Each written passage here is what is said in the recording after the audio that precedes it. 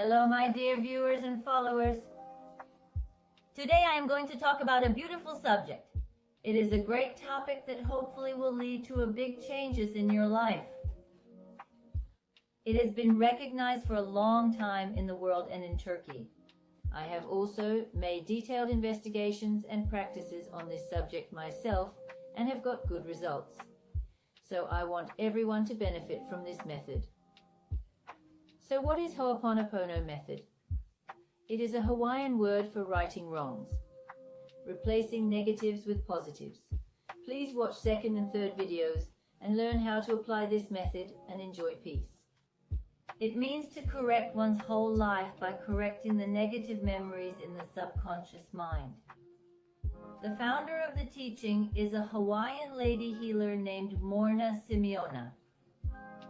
Dr. Halakala Hugh Len is a psychologist with a PhD from the University of Loa. He worked as a specialized psychologist at Hawaii State Hospital for 4 years. His daughter develops a skin disease. First, he looked for a solution in modern medicine. After a lot of medicines, creams, doctors, but no results, he took his daughter to the healer Morna Simeona. She senses something good in Dr. Hugh Len and starts to tell him her teachings. But Dr. Hevlin is not interested in any of this. He says it's all crazy nonsense. He doesn't want to listen and doesn't want to go again. But he sees that his daughter is getting better. His inner voice tells him to go, so you will learn a lot there. You should definitely go. He listens to this inner voice and he goes. He learns everything to be learned about Ho'oponopono from her. Dr. Hugh Len works in a state hospital where they treat critically ill mental health patients who are also very violent and aggressive. He works on the files of his patients without ever seeing the patients, without doing one-on-one therapy. This is a very interesting point. Hugh Len says that when you want to change anything in your life, there is only one place to look, for yourself. And then to see how he himself created the illnesses of these people and how they got those diseases. He first looked inside himself to understand these things. This is a very interesting situation. I know you may find it difficult to understand these things. As he developed and purified himself, his patients improved. Joe Vitale is the person who spread this method all over the world. He explains it to the whole world in his book, Zero Limit, and this book has been translated into many languages. This method allows us to understand what the other person is going through. It teaches us how to perceive it as our responsibility as soon as we hear it, as soon as we learn about it, and to purify ourselves and purify the other person. So it's a way of purifying and cleansing not only people but animals, plants, nature, our environment, everything. In other words, it purifies all known or unknown negative energies by replacing them with positive ones. And for that he uses love. It has 4 basic patterns. I love you, thank you, I am sorry, forgive me. And the order in which these sentences can be interchanged is not very important. The important thing is to repeat these 4 sentences. In practice, this is very easy and gives results in a very short time. I practiced them myself and got really good results, and that's why I wanted to share them with you. The first time you hear this story, maybe it sounds like an urban legend to you at first. Or, as Dr. Hugh Len says, you might think it's crazy. But it's not. Please pay attention, follow, watch with curiosity.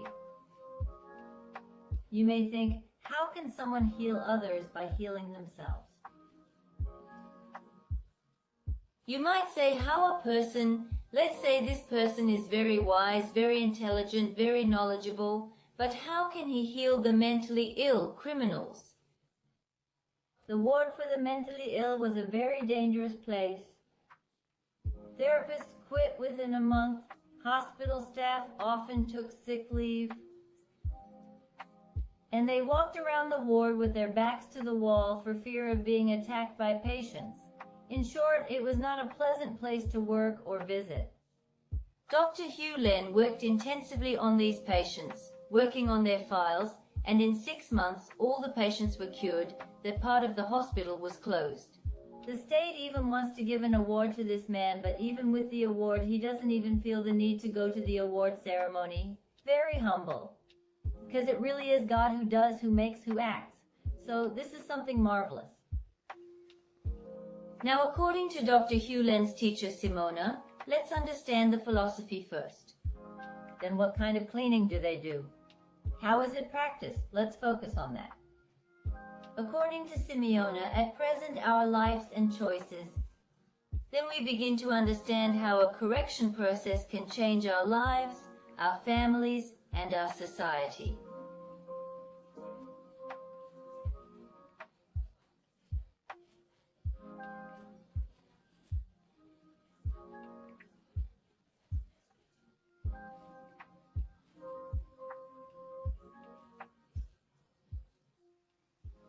Look, this is really important. This approach makes several assumptions about our understanding of life and relationships. The first assumption is that the physical universe, for example, is the universe in which our thoughts are reflected and realized. Then secondly, our thoughts often reflect conscious or unconscious actions of ourselves and our ancestors. These memories dominate our minds.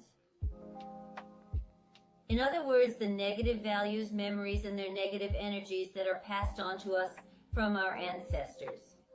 These are really detailed dimensions. There are practices done by the German psychologist Hellinger. There are family sequences. They are a completely different dimension. I'm not going to go into that now. I plan to give you that topic later under a different title. So the physical universe is the realization of our thoughts. And most of our thoughts are conscious and unconscious actions of ourselves and our ancestors, this lady says. And these memories dominate our minds. And then the third one, the soul, made up of the unconscious mind and the conscious mind, experiences others and other times through revived memories. The world inside us and the world outside us are the same, this lady says. Everything exists in our minds as thoughts. The world inside and outside us is the same. Look, these sentences are very important. It is the clarity of our thoughts that determines the clarity of our reality. For example, if my thoughts are full of anxiety, these thoughts create an anxious physical reality.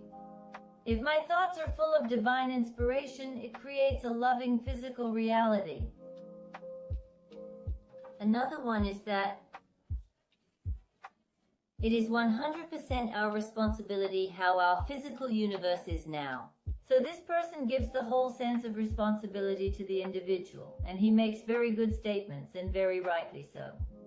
He says that it is 100% our responsibility to correct disease, pain, anger, anything other than happiness in our physical reality.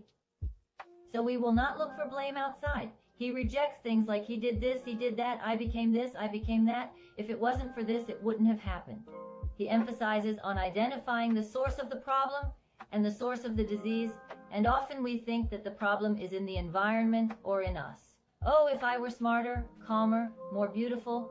We say, if only my master were more disciplined, if only my wife were happier, if only I had better teachers, if only politicians were more honest, if only my father was more understanding. The list goes on and on. If only this and that had happened, everything would have been rosy. But these things don't end. They are not dealt with either. The ancient Hawaiians believed that every wrongdoing is remembered within oneself, and the cause is reflected in every being and object present at the time of its occurrence. They thought that we suffer for the sins of our ancestors. According to this belief, the sins of the father affect the children. If a child is sick, it may be because the parents are fighting or not behaving well. Yes, that's true. The breakdown of social order can lead to natural disasters. If order, harmony, and love are disrupted in society, if arguments, anger, and rebellion increase, It leads to natural disasters because their negative energy affects the universe. It affects the whole society. We can multiply hundreds of examples of these. Harmony can only be achieved through confession and apologizing. Since the moment we were first created, every thought and memory is lost in our subconscious or in the child within us. This memory bank is an integral part of the self-identity. My inner child, my consciousness made up of subconscious and the superconscious.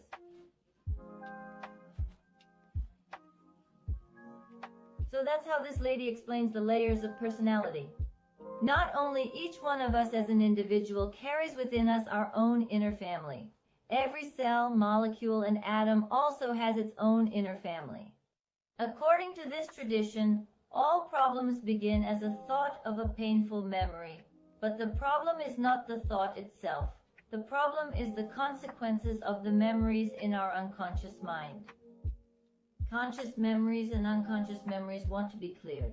Millions of bits of information enter our system every second. We can consciously process only 20% of this information. The same was true for our ancestors.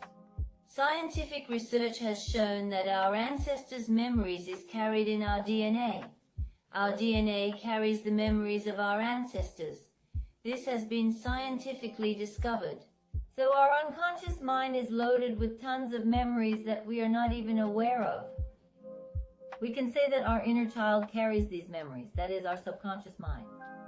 The body and the world live in the unconscious mind, and they are constantly being recreated with revived memories and rarely inspirations. Only when these memories are cleared, inspiration can find a way to reach our consciousness. In other words, the inspirations we will receive from God can only make its way to our consciousness if the negatives in our subconscious are emptied.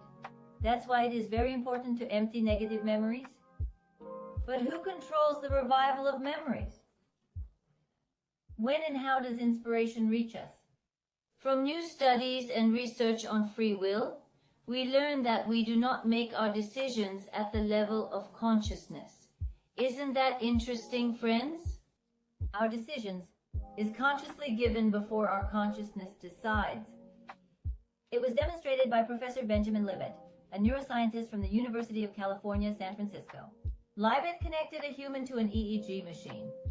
The experiment showed that a brainwave activity, that it happens before one consciously intends something. And he suggests that the intention comes from the subconscious, and then it moves into conscious awareness. Your mind is not very aware of this. It creates a concept called ego identity and claims that it makes the decision. It seems that we are at the mercy of conscious or unconscious memories going back generations. No wonder we often feel so lost.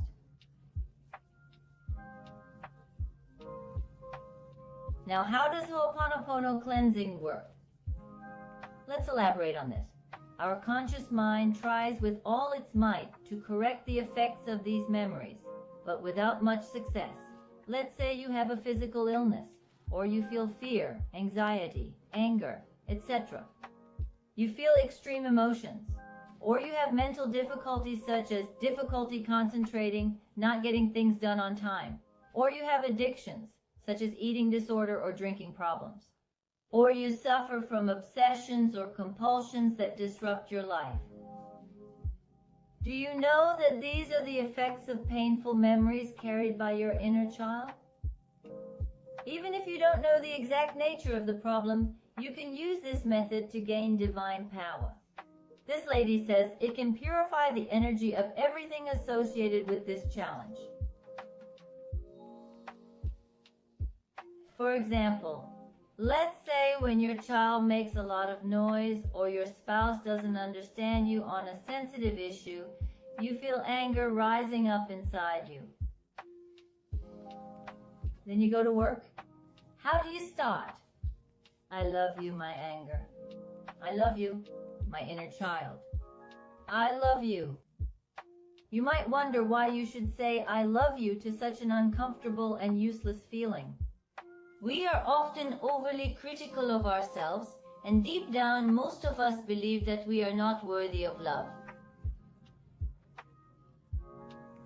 The act of cleansing. Respect for the pain that has accumulated over generations. I want to draw our attention to this. You take full responsibility for the cleanup. However, there is no blame, no judgment, no condemnation, no labeling, no coercion. There is only love and acceptance. This sentence is an expression of your loving acceptance of the child within us, who has to carry the conditions and memories that led to the present outcome. This expression of love is truly ancestral. It opens the doors for the conscious and unconscious memories stored in our DNA to be purified and transformed into love. Second part, apologize. Please forgive me for all the reasons I know or don't know that have led to this anger. Often couples bring up in therapy many things that they have not been able to resolve up to that point. Listening to them during couple therapy helps them to perceive events and each other's feelings from a different perspective. But when we think about the pain and sadness that has been experienced during this process, cleaning seems to be a very effective way to move on after these painful interactions. This simple act of cleaning, completed by saying, "My anger and my inner child, thank you for letting me clean up."